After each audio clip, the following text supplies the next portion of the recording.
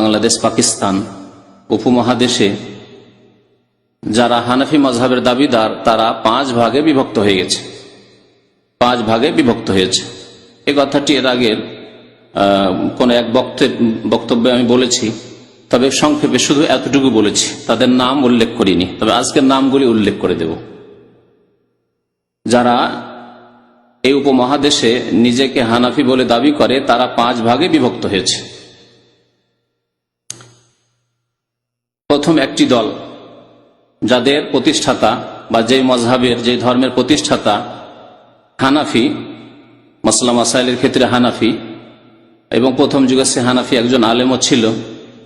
পরে সে নতুন ধর্ম প্রচার করেছে এই হানাফি মজহাবের নামে।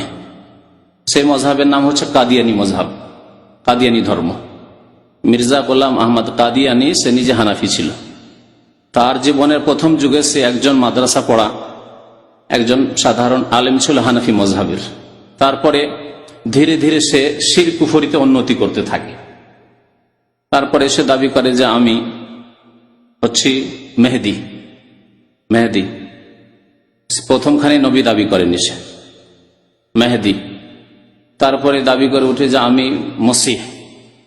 শেষ পর্যায়ে গিয়ে পৌঁছে যে আমি হচ্ছি নবী, আমি হচ্ছে নবী, এবং মুহাম্মদ সাল্লাল্লাহু আলাইহি সাল্লাম একজন নবী, তিনি শেষ নবী নন।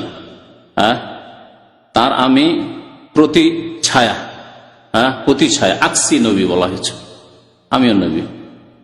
তো এই যে মিথ্যুক নবুয়তের দাবি করেছিল মির্জা গোলাম আহমদ কাদিয়ানি এবং তার মজহাবের অনুসারীরা আজ পর্যন্ত হানাফি তরিকায় নামাজ পড়ে। এটি হচ্ছে তার স্পষ্ট প্রমাণ যে তারাও নিজেদেরকে হানাফি বলে গণ্য করে, নিজেদেরকে আহমদি বলে, আর নামাজ পড়ে হানাফি তরিকায়, নাবির নিচে হাত বেঁধে।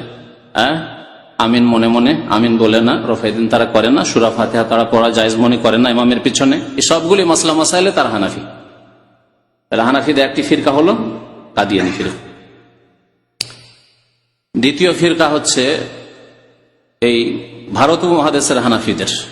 আরেকটি কথা এর সাথে সাথে বলি যে যারা আমাদের উপমহাদেশে হানাফি বলে দাবি করে তারা কিন্তু আসলে হানাফি নয়, তারা খাঁটি হানাফি না। হানাফি হওয়ার দাবিদার ইমাম আবু হানিফা রাহমাতুল্লাহের আকীদা, আমলে, মাসলাকে তারা বিশ্বাসী নয়। এ কথার প্রমাণ আমি বিভিন্ন বক্তব্যে পেশ করেছি। আর এটা আরো অতিরিক্ত বিস্তারিত প্রমাণ করার জন্য কোনো একটি বিষয়ের উপরে এর উপরে আলোকপাতি করবো ইনশাল্লাহ।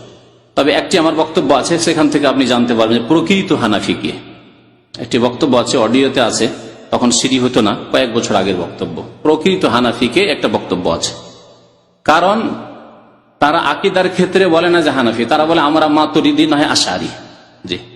তারপরে তারা আধ্যাত্মিক উন্নতির ক্ষেত্রে অর্থাৎ সুফিয়াত, সুফি ইজমের ক্ষেত্রে তারা বলে যে আমরা নকশবন্দি, চিস্তি, না হয় মুজাদ্দিদি, না হয় সাহারওয়ার্দী বা কাদেরি, এইসব 4-5 তরিকার কথা বলে। তারা বলে না যে আমরা আপনার সুফিয়াতে আধ্যাত্মিক উন্নতি করার জন্য আমরা রুহানিয়তের ক্ষেত্রে আমরা হানাফি কথা বলে না। তাহলে এই ক্ষেত্রে হানাফি থাকলো না। আকীদা তো আকীদাই হচ্ছে আসল মূল মানুষের, আকীদা তো হানাফি বলে তারা নিজেরাই দাবি করে না। তাহলে হানাফি কিসে শুধু তারা দাবি করে? বলছে আমরা ফরউতে, মাসলা মাসাইলে, ফিকহের মাসলা মাসাইলে, কেমন করে নামাজ পড়বো, কেমন করে উযু করবো, কেমন করে যাকাত দেবো, কেমন করে হজ করবো, এইসব ক্ষেত্রে তারা নিজেকে হানাফি বলে দাবি করে। সেই ক্ষেত্রেও তারা হানাফি নয়, কারণ ইমাম আবু হানিফা স্বয়ং বলেছেন এই যে সাহহাল হাদিস ফাহুয়া মাযহাবি, সহিহ হাদিস যদি পেয়ে যাও সেটি হচ্ছে আমার মাযহাব। হাদিস যদি পেয়ে যাও আমার কথাকে ছুঁড়ে ফেলে দেবে, সাহাবায়ে কেরামদের কথাকে পেয়ে যাও তাহলে আমার কথাকে ছুঁড়ে ফেলে দেবে, তারা তা করে না, ঠিক না? তাহলে মাসলা মাসাইলের ক্ষেত্রে, ফিকহের ক্ষেত্রেও তারা হানাফি থাকলো না। বুঝতে পারলেন না? পারলেন না সংক্ষেপে? এই জন্য আমি বলছি যারা নিজেদেরকে হানাফি বলে দাবি করে, হানাফি বলি না, তারা হানাফি নয়। জি, এই 5টি দলের কোনটি হানাফি নয় আসল। জি, 5টি দলের কথা যে বলবো তারা কেউ হানাফি নয় আসলে, খাঁটি হানাফি। একটি কাদিয়ানির কথা বললাম, তাই না? আর বলেছি কি না? 2 নম্বরে হচ্ছে মওদুদীপন্থী। মওদুদীপন্থী, মওদুদীপন্থী যারা, তারা নিজেরাও হানাফি বলে দাবি করে না? কারণ এই মওদুদী জামাত, যার নাম হচ্ছে জামাতে ইসলামী, পাকিস্তানেও রয়েছে, ভারতেও রয়েছে, বাংলাদেশেও রয়েছে, এই জামাত ইসলামীরা দাবি করে যে আমরা হানাফি। এবং জামাত ইসলামের প্রতিষ্ঠাতা আবুল আলা মওদুদী, আবুল আলা মওদুদী নিজে হানাফি বলে দাবি করেছে। আর বহু কিতাব আমি পড়েছি, না পড়ে কোনো কথা বলি না। তিনি বলছেন যে আমি চেষ্টা করি কোরআন হাদিস থেকে নেওয়ার, তবে যেই ক্ষেত্রে দেখি যে আমি সব দিকে দলিল আমাকে খুব কাছাকাছি লাগছে, তখন আমি হানাফি মযহাবের উপরে চলি। স্পষ্ট ভাষায় সে বলেছে, এবং সে হানাফি মযহাবের লোক, হানাফি মযহাবের উপরে চলেছে, এবং বিএ পাস একজন গ্রাজুয়েট লোক, সে মাদ্রাসা পড়ার লোক নয়। তবে সে কোরআন হাদিস চর্চা করত, আর কোরআন হাদিস চর্চা করে লিখার ক্ষমতা বেশি ছিল। এলিম চাইতে বেশি লিখতো, এলিম চাইতে বেশি বলতো, সেই জন্য ভুল বেশি করেছে। কথা বুঝতে পারছেন? কারো যদি এলম থাকে আর এলম অনুসারে বলে, যতটা এলিম আছে তার একটু কমই বলে বা ততটাই বলে, তাহলে ভুল অত করে না।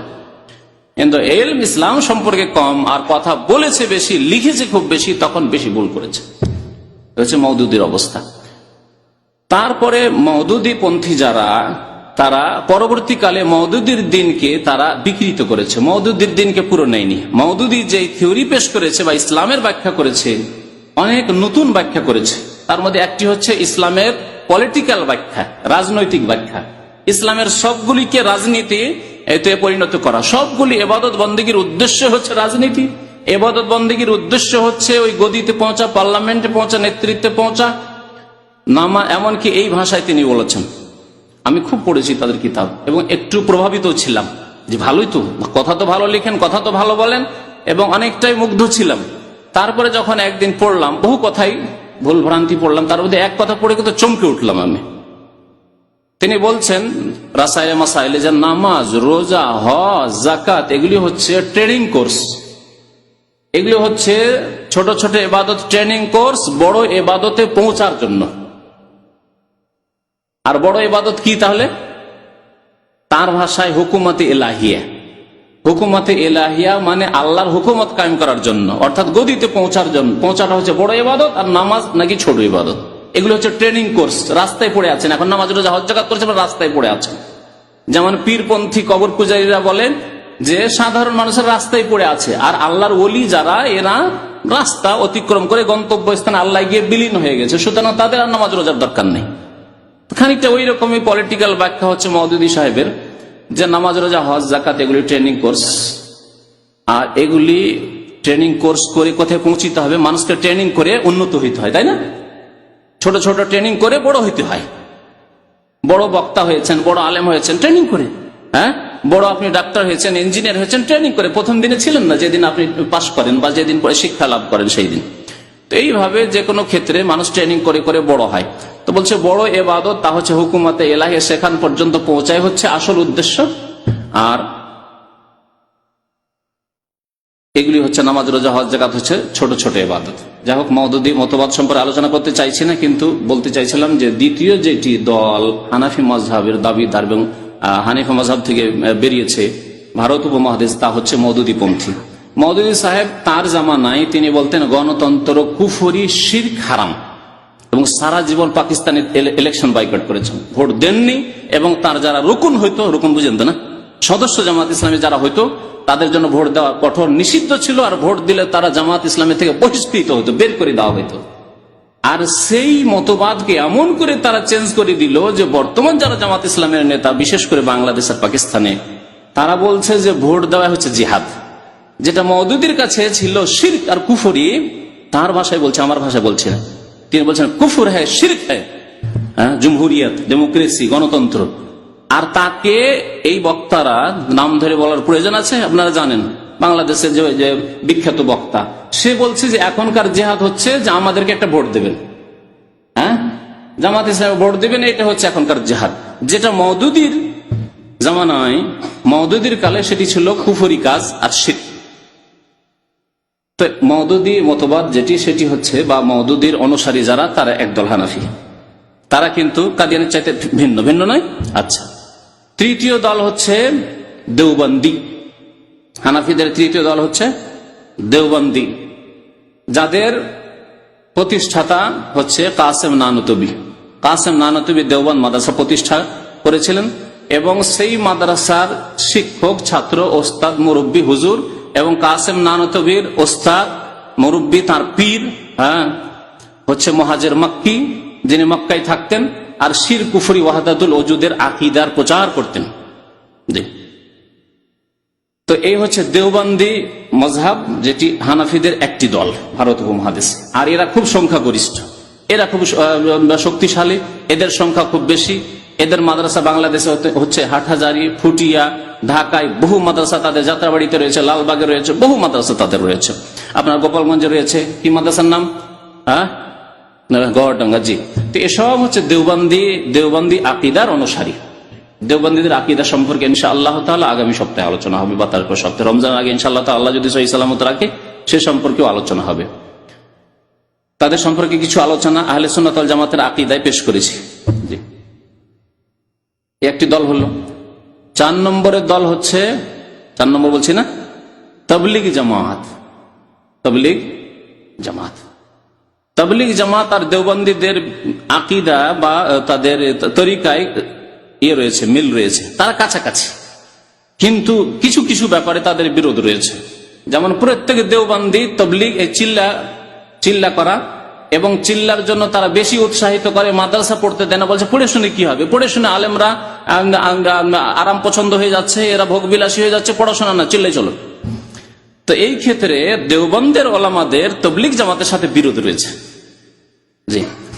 তো চতুর্থ জামাত যেটি হচ্ছে হানাফিদের মধ্যেকার ভারত উপমহাদেশে, সেটি হচ্ছে তবলীগ জামাত, যারা চিল্লা দেওয়ায় বিশ্বাসী এবং চিল্লা দেওয়ার বহু ফজিলত তারা বর্ণনা করে থাকে। নবী করিম সাল্লাল্লাহু আলাইহি ওয়াসাল্লাম 40 দিনে সফর করে না জিহাদে গিয়েছেন, না কোনোদিন তবলীগ করা, ইসলাম প্রচারের জন্য গিয়েছেন। আর তাদের কিতাবাদিতে শিরকে ভরা আছে। তাদের কিতাবাদি ফাজাইল আমল, ফাজাইল হজ, ফাজাইল দুরুদ, ফাজাইল জিকির, ফাজাইল সাদাকাতে শিরক, কুফরি ভরা আছে, যা ইনশাআল্লাহ তাআলা সময় হলে খুব তাড়াতাড়ি বর্ণনা করা হবে আপনাদের সামনে ইনশাআল্লাহ তাআলা। এই জুমার দিনে বর্ণনা করা হবে। কটি দল হলো? 4টি দল। 5 নম্বর দল হচ্ছে বেরেলভী। তাদের কথা বলিনি, তাই না? বেরেলভী, তাদের প্রতিষ্ঠাতা, তবলীগ জামাতের প্রতিষ্ঠাতার নাম বলিনি, যদি হয়তো অনেকের জানা আছে, বলতে পারেন কেউ? হ্যাঁ, মৌলানা ইলিয়াস সাহেব। জি। দেওবন্দীদের একজন আলেম, কিন্তু দেওবন্দীরা এই তবলীগের থিওরি পেশ করেন, ইলিয়াস সাহেব তবলীগের থিওরি পেশ করলেন যে 40 দিন বেরিয়ে যেতে হবে, আর নিজের এলাকায় না, বেরিয়ে যেতে হবে, বাড়ি ঘর সংসার বিবি বাচ্চা সব ছেড়ে বেরিয়ে যেতে হবে, খরুজ করতে হবে। এই মতবাদ ইলিয়াস সাহেব পেশ করলেন। যে এগুলি সব ইংরেজদের জামানার, এগুলি যে ফিরকা জন্মেছে সবগুলি, মওদুদি মতবাদ, কাদিয়ানি মতবাদ, বেরেলভী মতবাদ, তবলীগী মতবাদ, সবগুলি মতবাদ, এমনকি দেওবন্দি মতবাদ, সবগুলি জন্মেছে ইংরেজদের ছত্রছায়া, মানে ইংরেজদের জামানায়। 250 বছর ধরে যে ইংরেজরা রাজত্ব করেছে ভারতে, বা 200 বছর বেশি, তো সেই সময়কালে এইসব ফিরকা প্রচলিত হানাফিদের থেকে বেরিয়েছে। 5 নম্বরের দল যেটি, সেটি বেরেলভী। বেরেলভী সম্পর্কে আলোচনা আজকে করব, সময় যদিও এতেই নিয়ে এলাম বেশ কিছুক্ষণ। বেরেলভীদের আকীদা বলতে গিয়ে তাদের কিতাব থেকে প্রমাণ দেখাবার কোনো প্রয়োজন নেই, কারণ তাদের যে আকীদাগুলি আমি বর্ণনা করব তারা খোলাখুলি স্বীকার করে, তারা লুকিয়ে রাখতে চায় না, তারা সেগুলিকে গোপনে রাখতে চায় না, তারা স্পষ্টভাবে এগুলিরই তবলীগ করে তারা। সুতরাং তাদের কিতাব দিয়ে প্রমাণ করার কোনো প্রয়োজন করে না। বুঝতে পারছেন না? পারছেন না? কিতাব দিয়ে প্রয়োজন প্রমাণ করার কাদের ক্ষেত্রে? যারা নিজের আকীদাকে লুকিয়ে রাখে, বলে যে না না না না, এগুলো আকীদা আমরা রাখি না, যেমন দেওবন্দীরা। বুঝতে পেরেছেন? যেমন তবলীগীরা যদি বলেন যে তোমরা তো শিরিক করো, তোমাদের কিতাবে শিরিক আছে, বলছেন না, খবরদার, কখনো না, আমরা শিরিক করি না, আমাদের কিতাবে শিরিক নেই, বলে না? তাহলে তাদের ক্ষেত্রে প্রয়োজন তাদের কিতাব থেকে খুলে খুলে দেখিয়ে দেওয়া। দেওবন্দি আর তবলীগী এরা নিজের আকীদাকে লুকায়। এইরকমই জামাত ইসলামের ভাইরা, মওদুদি পন্থী, তারাও নিজের আকীদা অস্বীকার করে যে না, এই আকীদা আমরা পোষণ করিনি, আমরা নামাজ রোজা হজ যাকাতকে ট্রেনিং কোর্স বলিনি। তখন কিতাব খুলে দেখাবার প্রয়োজন আছে। বা আল্লাহর আমরা গুণকে অস্বীকার করিনি, আল্লাহর আরশে থাকাকে অস্বীকার করিনি, তখন কিতাব খুলে দেখাবার প্রয়োজন আছে। মওদুদি সাহেব আল্লাহর আরশে সমাজকে আমাকে অস্বীকার করেছে। আল্লাহ রাব্বুল আলামিন কাল কিয়ামতে হাসরের মাঠে বিচার হিসাব নিকাশ বান্দার নেওয়ার জন্য আগমন করবেন, ওয়া জা রাব্বুকাল মালাকু, এই আয়াতের তাফসীর অস্বীকার করেছেন। এগুলি দেখাবার প্রয়োজন আছে, কিন্তু বেরেলভীদের ক্ষেত্রে দেখাবার তাদের কিতাব থেকে প্রয়োজন নেই। কারণ যেই কথা তাদের সম্পর্কে আমি আজকে বলবো যে এগুলি তাদের শিরকি কুফরি আকীদা, সেগুলি তারা স্পষ্ট স্বীকার করে যে হ্যাঁ, এগুলি হচ্ছে আমাদের আকীদা এবং এগুলি তাদের নিকটে আহলে সুন্নাত ওয়াল জামাতের আকীদা। সেগুলি শিরকি আকীদা নাই, তারা সেগুলিকে শিরক বলে না। স্পষ্ট ভাষায় তারা বলছে যে শিরক কোনগুলি? মূর্তি পূজা শিরক। আল্লাহর সত্তাই যদি আপনি শরীক করেন, যে আল্লাহ 2, 3 বলেন খ্রিস্টানদের মতো, তাহলে শিরক, মানে খ্রিস্টানরা মুশরিক। কথা বুঝতে পেরেছেন? হিন্দু